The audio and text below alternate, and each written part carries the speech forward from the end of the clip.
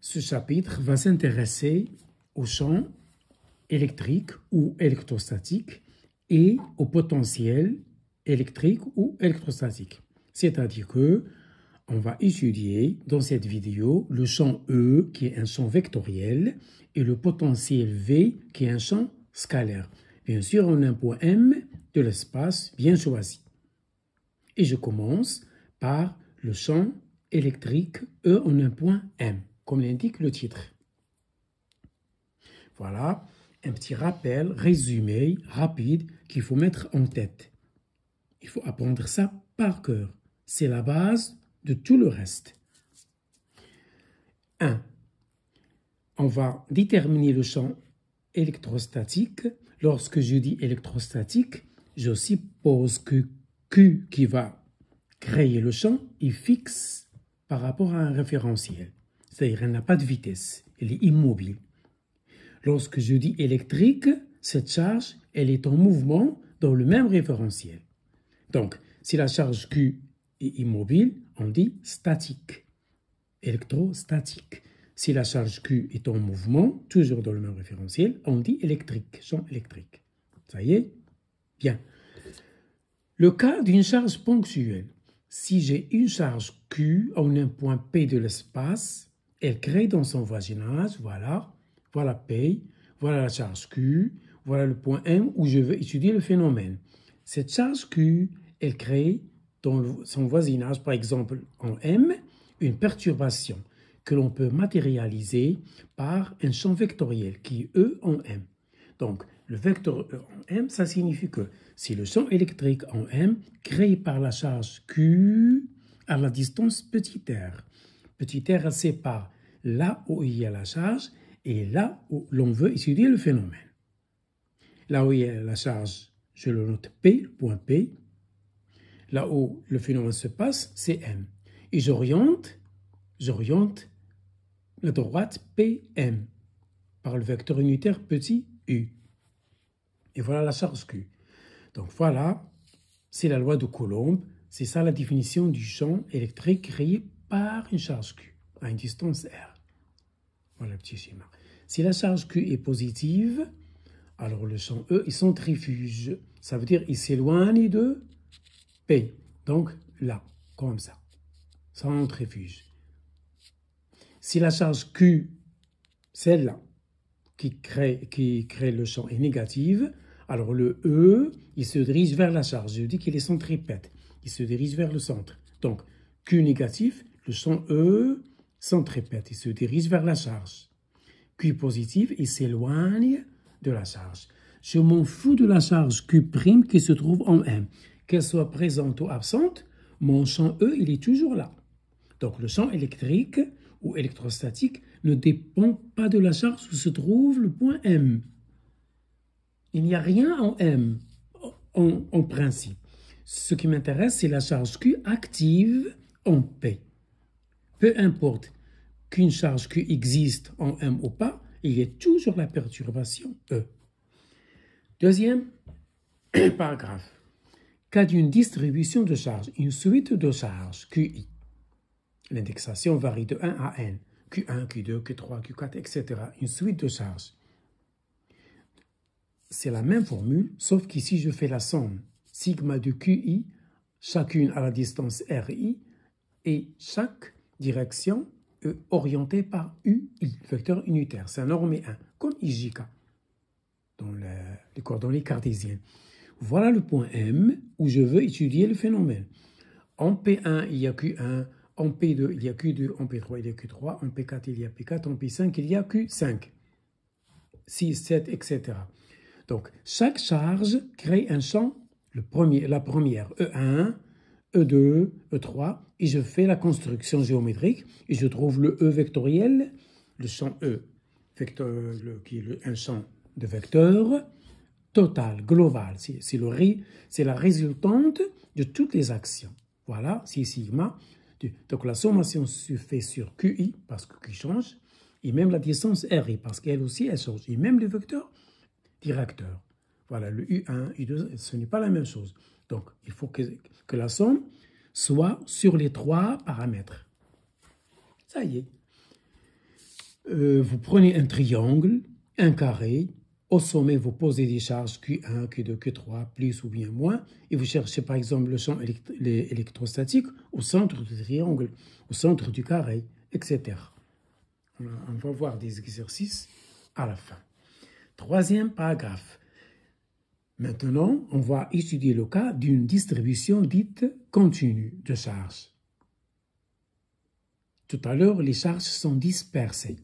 Il y a des distances qui séparent les charges. Ici, non. Elles sont liées les unes aux autres. Je dis que la distribution est continue. Tout à l'heure, c'était une distribution discontinue, discrète. Ici, c'est une distribution continue.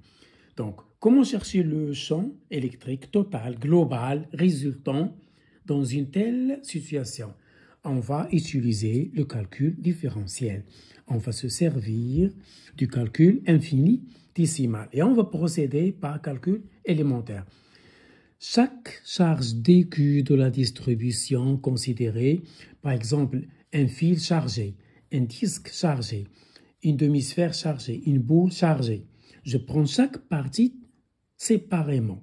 Donc, chaque partie, chaque élément du système portant une charge dQ crée dans son voisinage un élément du champ E, dE. Donc, chaque dQ crée un dE tel que dQ égale ceci, comme tout à l'heure, sauf qu'il faut utiliser le calcul infidécimal, la différenciation D.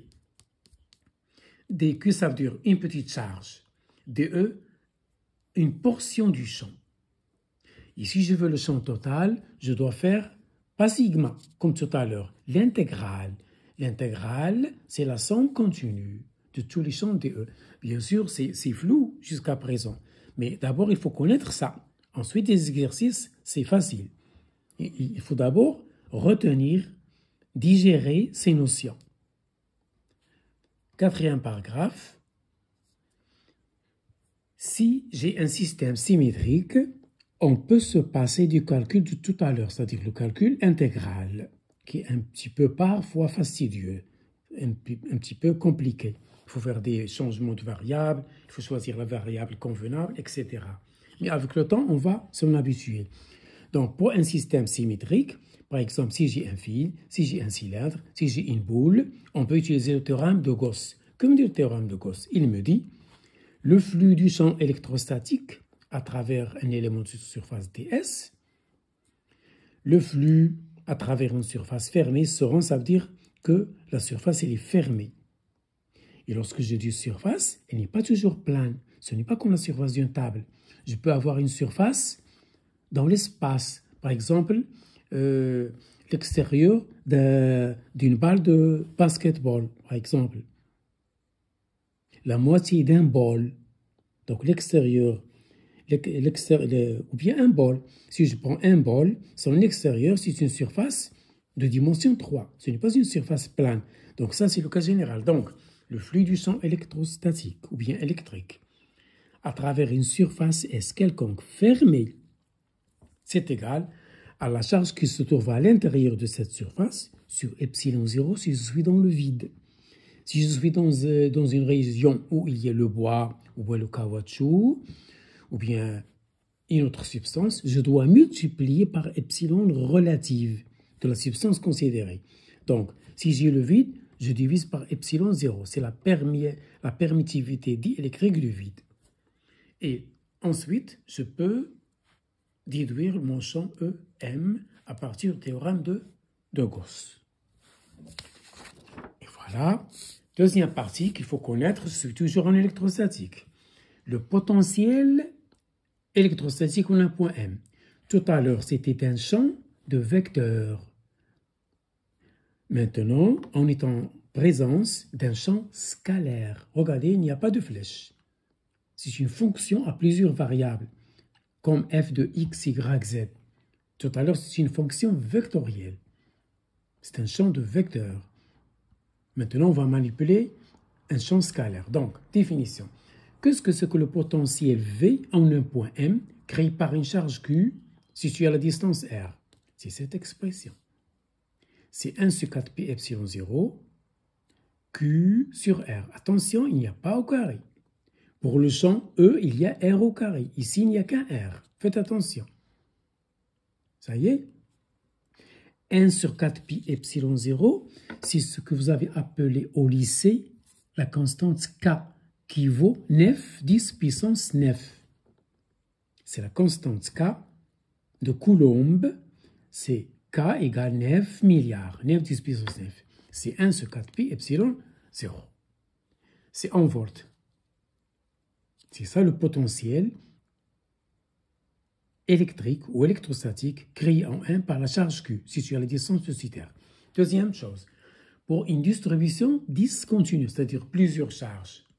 Donc, chaque charge QI crée un potentiel VI. Donc, la somme de tous ces champs, c'est V1 plus V2 plus V3 plus V4, etc. Donc, je somme sur QI RI, parce que les deux changent. Ça, c'est une constante. C'est-à-dire le champ, c'est-à-dire le potentiel global, le potentiel résultant, c'est la contribution de toutes les charges QI dans l'espace.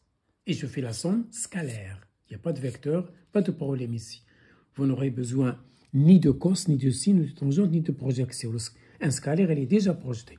Donc, troisième paragraphe. Pour une distribution continue. Tout à l'heure, c'était discontinue, dispersée. La distribution continue. Les charges sont collées les unes contre les autres. Donc, je procède par calcul infinitésimal, par calcul différentiel, par calcul élémentaire. Donc, chaque charge élémentaire dQ du système crée dans son voisinage un élément de potentiel dVm tel que j'ai ça. La même chose, sauf qu'il faut mettre la dd. Et par intégration, je peux aboutir au potentiel souhaité. La quatrième et la dernière dans ce chapitre, tout ceci, il faut le mettre en tête. Tout ce que l'on vient de voir dans cette vidéo, il faut le mémoriser, bien sûr, correctement.